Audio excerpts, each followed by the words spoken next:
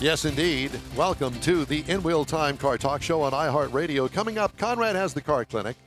We'll have this week's auto news and more award-winning car talk, along with a very interesting conversation that we're going to have to a dear friend of ours out on the West Coast. Howdy. Along with David Ainsley, sitting in for Mike, and King Konrad Delong, along with We Need More, Jeff Zekin. Yep. I'm Don Armstrong. Now let's go direct to Hollywood. Here he is, ladies and gentlemen, Mr. Jack Nerad. As he runs back to his chair, he was over getting a cup of coffee. Oh, my goodness. Were you getting coffee there, Jack? And he's muted, too. You're muted, by the way. You need to unmute your mic. Unmute your microphone. Can we hear you now? I'm trying to keep the dog from barking. Oh, that's all right. Our dog's sitting right over here. It's all good. Yeah, I know. I see your dog every time I'm on the show, and I'm envious. Well, it's not a dog. Our dog is here, but did you I'm the Lone Ranger today, so I've got the dog, and who knows? Okay, well, did you like your new title, Mr. Hollywood? That's my old title. Oh. That goes way back. What is it this week? Grand High Exalted Mystic Ruler.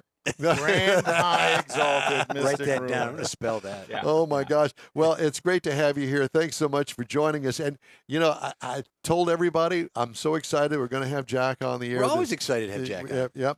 But I wanted to, first question out of the box, how much is gasoline today where you are? I think it's really around $6 a gallon, something like that. And I've seen it over $7. My wife took a picture of a gas station where it was like $7.29 or something like that, up toward Beverly Hills. It's crazy amount of money. It just really is. I paid $4.29 yesterday, and I thought I got a deal. Yeah, I paid $4.25 earlier this week, and I went to a Kroger because it was on the way. And I was appalled at $4.25 because once I got over there to my neck of the woods where I work near the airport, I saw it for $4.19. I thought I got ripped off. I hate getting ripped off. I siphoned a couple gallons out of David's car this morning. That's good to know. So Jack, is that the big buzz out there in California? Is the price of gas or no? It's one of the big buzzes out here. Certainly, I mean, people are scared about that, and it's interesting the reaction. Some people are buying electric cars, which I don't know is really an economical solution to this. To spend thousands more for a vehicle because you're afraid of paying a few dollars more for gasoline. It's a conundrum, right? I mean, people are facing like, what do you do? Here you are. Prices are crazy, and it's really hurting commuters. I mean, it's obvious who it's hurting, and you wonder who it's benefiting. I can't. It's happening not because we don't have energy. That is the frustrating thing. We have oil, we have gas. We're just not letting ourselves use it. And there's a faction that doesn't want that to happen. And I don't know who that benefits. Well, so let's talk about the EV phenomenon, and everybody's going, well, maybe it's time for us to check into EVs. Have you gotten that buzz that EV inquiries are up across all of the dealers out there in California? Yeah, they're definitely up, and I think surveys indicate they're up too. I'm pretty close to the JD Power people, and I see some of their surveys, and they're indicating that a lot more people are considering EVs than ever before, which kind of makes sense that you would consider. And when you're taking a survey, it's pretty easy to say, well, yeah, I'd consider that.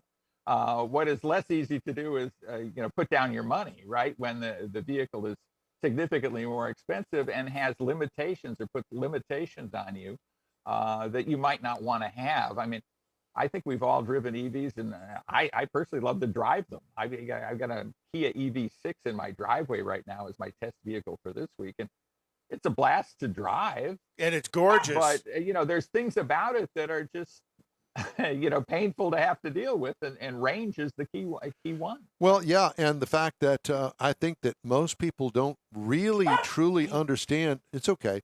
They don't truly understand that driving an electric car, and it has a cost to it. If nothing else, It's the cost of the electricity that you have to put back in the car after you drive it. And everybody kind of loses track of that fact when they find their first electric bill comes in after they've driven it for a few hundred miles. And wait a minute, my electric bill just shot up by another $75 a month. Oh, wonder what that could be. Is it the EV? Yeah. Yes, Don't forget it is. to turn off the lights when you leave the room. Yeah, I think that most people don't really consider that. I think, oh, well, I think EV is the way to go. You know, there was a story that we actually talked about here on our show, and I know that you've seen the same thing, where people have compared the actual cost of owning a EV, including gasoline cars, in comparison. And actually costs more to own an EV. That was about a month ago when we actually did the math on it, and it was costing more at the time to own the EV and to keep it going with electricity. Well, and one thing people don't realize is, or they should realize, but electricity is typically generated by fossil fuels. Yeah, by coal. Yeah, most often. So the fact that I think some people think electricity comes out of this receptacle in the wall, and that's where it is. She's in Congress. Yeah, exactly. Yeah. Maybe in the White House too. I mean, heaven knows, what's happening here in terms of fuel prices and EVs. Like I say, the drivability of an EV is terrific, but some of the things about it are just painful. You mentioned the car that you're currently driving, that EV6. A friend of mine, a fellow journalist, Michael Garfield, I went over to his house, who doesn't live too far from me out here in Sugar Land, and he has the new EV6. My gosh, it's a gorgeous vehicle. Yep, what? He's muted. You're muted again, Jack. You muted yourself, Jack. Yeah, I muted myself to keep the dog from barking. It's all right. Don't worry about it. But it is a gorgeous vehicle. I mean, it's a more substantial. It's one of those things where you have to see it, right? I mean, if you don't see it in the flesh, in the sheet metal, you don't really grasp how interesting looking it is. I've got one that's kind of a matte finish, silver, which is really striking. It's really a striking vehicle, and for an EV, I think it's quite a good value. That said, a comparable vehicle with gasoline is probably $10,000 or $15,000 less expensive. Yeah, and what is the range on that? I think the range, it depends on the powertrain you have in it. You can get it with all-wheel drive or rear drive, I think, and the ranges differ. I think the highest range is up toward 300 miles on a charge, and then the lesser one is around 250. And I've asked this question, of some of my colleagues, like, what's the right number for range? And when I think about it for myself, I don't know that there is a right number, because with a gasoline car, you have unlimited range, right? You can fill it up anytime you want, pretty much, and you can go as far as you want. If you want to drive 1,000 miles in a day, you can, virtually without stopping, or with stopping, 5 minutes at a time. With an electric car, you'd have to stop 40 minutes, at least 50 minutes, an hour. You'd have to find a charging station. You'd have to hope that fast charge station is available, not being utilized by somebody else, that it's working. I think that's one of the untold things about EVs these days. You have all these unattended charging stations, right? Nobody is there. You don't have like somebody who runs the gas station. And a lot of them aren't working at any one time.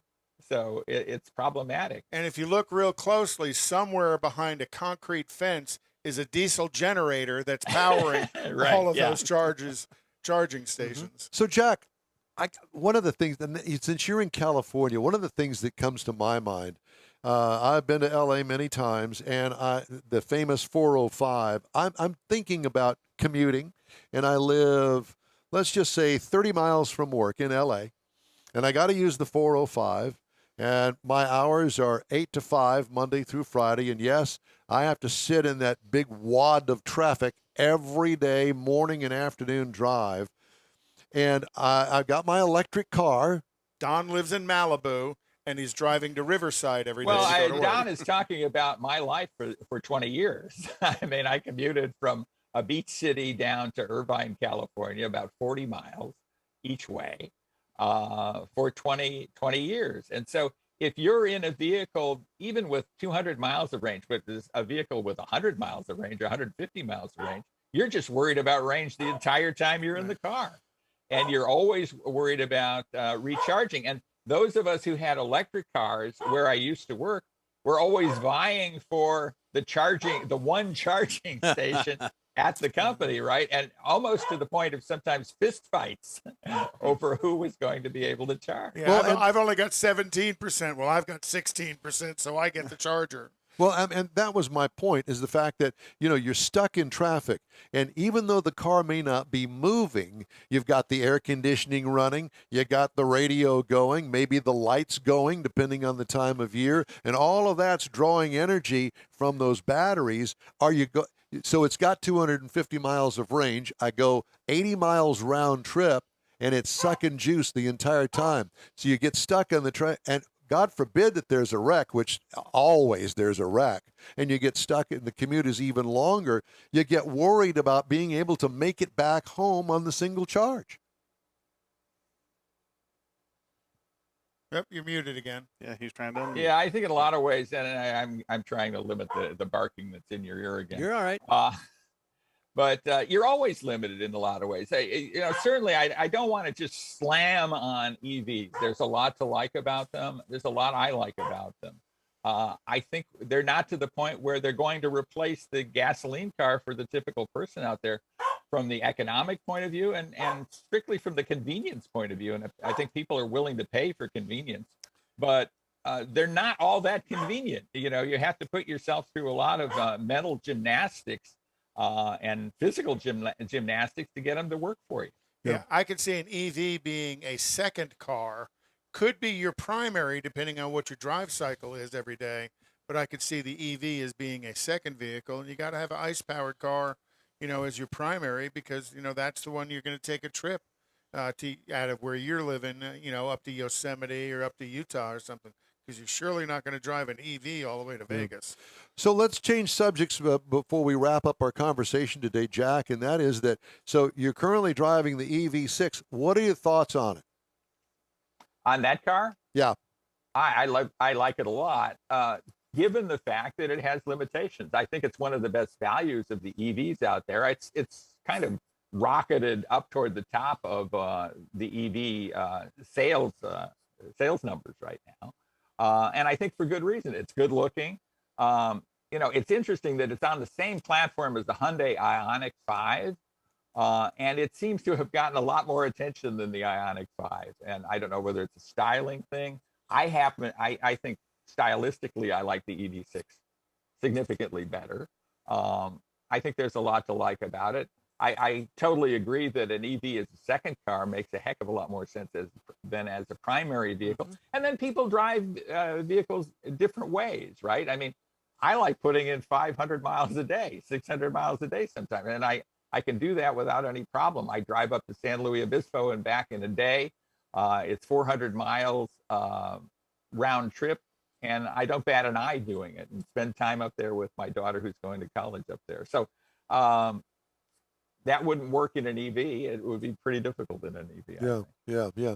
So as far as the current trend and obviously the limitations that we currently have going on as far as chips and availability of vehicles, what would you offer somebody that's actually out there looking? Would you suggest that they go and really see what's out there as far as new is concerned, or would you encourage them to really try to mine what's out there as far as used vehicles are concerned? I've always been a proponent of used vehicles anyway. I think 2-year-old vehicles or 2 or 3-year-old vehicles off lease are among the best values out there. Somebody else has taken the biggest depreciation, so I'd look to those. Unfortunately, there aren't a ton of those out there, and there won't be either in the next couple of years, because as we have a lower sales year, then 2 years down the road, that trickles down obviously into the used car market. But I think those are still good values. Those are things to look at. I see some manufacturers who have limited supply of new vehicles, helping their dealers by advertising certified pre-owned cars. I think those are good values. The difficulty we're all running into as people who want to buy cars is there's limited supply both on the used side and on the new side. So, and that along with high demand means higher prices. Absolutely. And, you know, you hear the stories of vehicles going well over MSRP, new vehicles going well over MSRP. You know, I saw a statistic, and a pretty realistic statistic, I believe, that 65% of the new vehicles sold right now are being sold at over suggested retail price.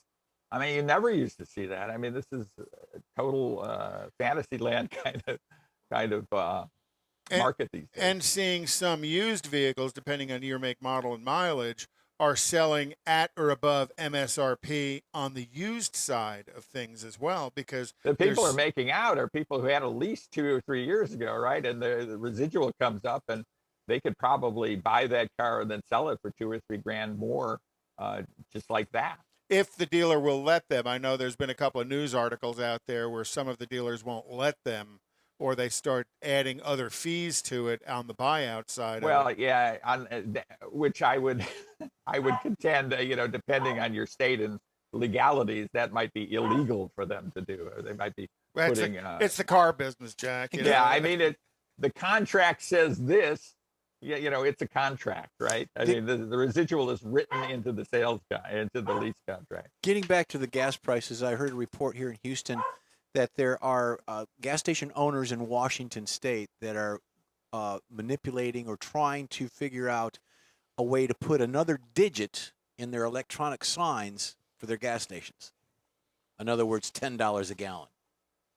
Well, I'm not surprised. I'm not surprised, and I'm not surprised about anything that happens in Washington State anyway. I'm old enough to remember in the 70s when they went from 99 cents was the most, and then they had to add the X. And now I'm talking about the old wheels that spun around as well. It was 1870s. And then they had to add the extra digit to it, so now they're having to add that fourth digit to it. I'm not surprised in the least. So, Jack, what have you got on the calendar here in the next month heading into summer? Well, I'm actually headed to Texas. Toyota is doing a big event at their headquarters in Plano the first part of June. So I will be headed there. And, you know, that's my next big trip. I'm excited about that. I think there's going to be interesting stuff revealed there. They've let me in on some of that stuff that I can't tell you, or, you know, I'd have to kill myself. Well, you can. You're just not allowed to. Yeah. Well, I know they've announced a 25th anniversary Sienna silver package, so it's going to be a pretty high contented Sienna. But it'd be interesting to see what else they're going to introduce. The GR Corolla looks like a beast. A 300 horsepower Corolla, little SUV thing. What a hot rod that appears to be. Yeah, there's going to be some cool stuff, so I'm excited about that. Jack, and I'm always excited to come to Texas. Well, I'm going to say, you know, we're only about 200 and some odd miles away from North Texas. Just an EV charge away. Yeah. That's exactly. Right, yeah. We have electricity down here. Sometimes. What, by the way, is the latest website you're directing us to get all the Jack Nerad goodies that we got? I think drivingtoday.com is a good place to see Jack Nerad goodies. And, of course, America on the Road is the radio broadcast that I co-host. So those are the ways to get more of me if you can stand it. Oh, God. And maybe less of my dog. We can't get enough of Jack Nerad. And, Jack, thank you so much for joining us today. It's a pleasure as always. Take care of yourself. Good luck on your Texas trip here in June, and we will see you soon. Dress Great cool. to talk to all of you. I apologize for my dog. No. Love hearing the dog. I'll rein him in better next What's the time. dog's name? His name is Austin. He's 16, and he's kind of cranky like us old guys. Oh, we got a panel of those here. Yeah, we got 4 of us here. Thank you, Jack. Okay, you take care. Thank you.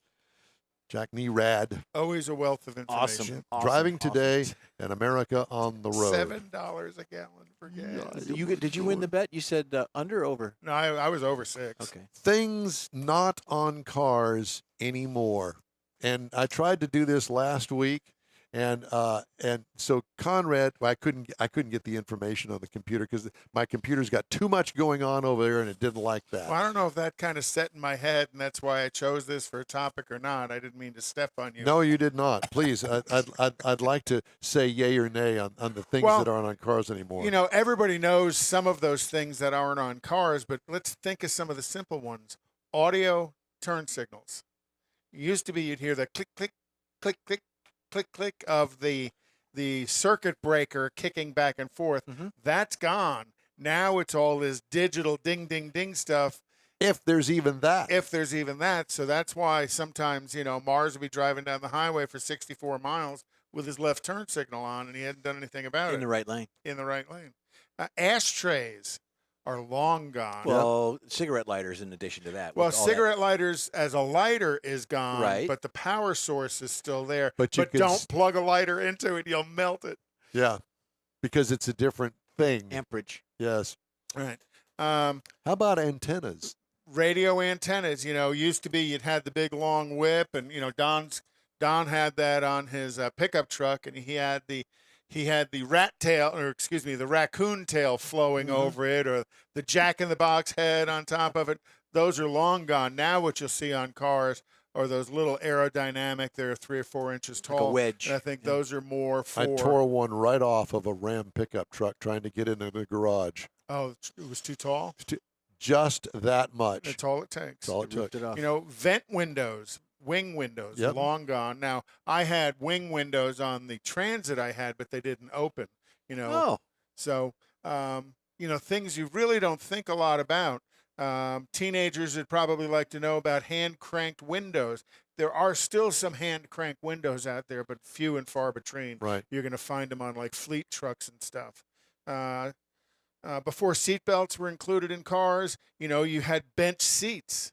Now, I think you can still get this combo bench seat 60/40, yeah, in pickup trucks, but generally everybody drives with the center armrest down. That's what I have in my Tahoe, but I drive with that center section down because I want the armrest and the cup holders.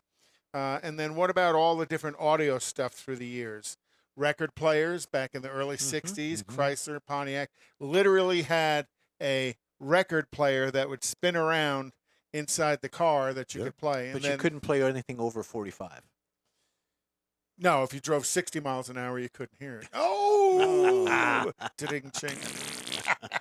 And then it moved to 8 tracks. Yes. And then it moved to cassettes. All gone. And then it moved to CD players. All gone. And all of that's gone anymore. Really, you can't find any of it. What about manual chokes? Oh my gosh, yes. My truck had a manual choke. But that goes back to early long ago. That goes back to early 60s. Yeah. I would think. What other things can you think of that are gone? Well, you pretty much covered them all that I could think of. Well, if you've got some other ideas of some things that are gone in cars, send us a question at info@inwheeltime.com. Post it on our Facebook page. I'll post a separate thing out in the general Facebook page to ask that question. I got one. I got mother-in-law in the back seat. Okay. Gone. Well, Don's had 3 different ones. Oh. What about keys? There's still some with keys, but most everybody's moved to key fobs. My Corvette's got a key. In the dash. Not even on the steering column. In the dash. It's in the dash. And then once you turn it and the car comes alive, it unlocks the lock inside the steering column. Hopefully. Yeah. I think it's been recalled 2 or 3 times. Yeah. We can change that out in my shop. That was a $700 fix. Wow. Yeah, no thanks. All right, some of the stories making automotive news headlines. U.S. traffic deaths jumped 10.5% last year to almost 43,000 people, the highest number killed on American roads in a single year since 2005. Yearly increase is the highest reported since NHTSA began using its current traffic fatality tracking system in 1975. Wow. Yeah. So I wonder do they attribute that to just more people on the road? That basically COVID? It's COVID related because remember nobody was on the roads. Everything's COVID related. Because everybody people stayed home. Well, and it skewed the numbers. They're more prone to accidents because they have the mask on their face. Well, it's not necessarily Alone in the that. car. It's because they are speeding. That's the number one thing. Hyundai, so solidly number 2 in the U.S. electric vehicle market in the first quarter, will plow $5.5 billion into its first dedicated EV factory in the world, and that is going to be in Elabel, Georgia. So, well, congratulations, Georgia. And they're going to make a bunch of electric vehicles there. Then 10 out of 18 midsize light vehicles are in good ratings in the Insurance Institute for Highway Safety's new side impact evaluation. If you want more information on that. Well, did you hear Cadillac is going to release a V-Series Escalade? It's Jeff's next car. Yeah. Yes, we mentioned that a couple of weeks ago. EV Escalade. And the plant in Georgia, Brandon announced that yesterday when he was in South Korea. Great. Thank you. Quick break now. We'll wrap things up on today's show after this. Father's Day weekend, Saturday, June 18th, 2022.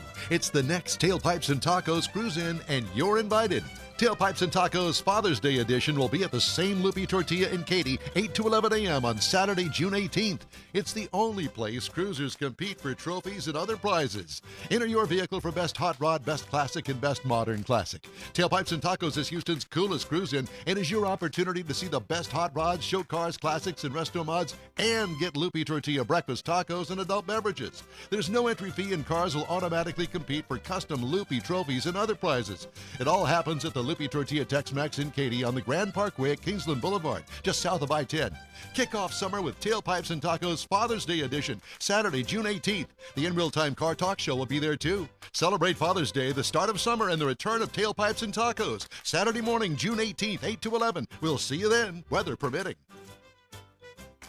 Want to take a minute to tell you about Gulf Coast Auto Shield, a Houston detail company like no other.